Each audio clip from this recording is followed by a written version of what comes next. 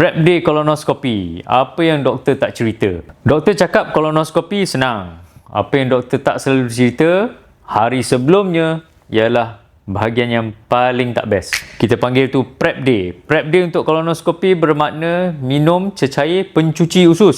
1 botol penuh, 2 botol penuh, rasanya tak sedap. Dan korang akan duduk dalam tandas berkali-kali dalam beberapa jam. Itu yang tak best. Bukan prosedur itu sendiri. Tapi inilah bahagian yang kritikal. Kalau usus tak bersih sepenuhnya, pakar tak boleh nampak dengan jelas. Polip yang kecil, dia boleh miss. So, result pun jadi tak accurate. So, tips untuk melalui prep day, pecahkan cecair pencuci ni kepada 2 session lah. Kita panggil ni split dosing. Pada sebelah malam sehari sebelum dan pagi pada hari prosedur. Itu bagi saya lah. Saya sediakan macam tu. Dan minum cecair jernih je. Air kosong, sup jernih, teh yang tanpa susu, jeli tanpa warna. Malam sebelumnya, tidur awal. Prep day tak best, tapi 12 jam tak selesa untuk result yang boleh selamatkan nyawa korang. Worth it. Bincang dengan doktor pasal prep yang sesuai untuk kes korang.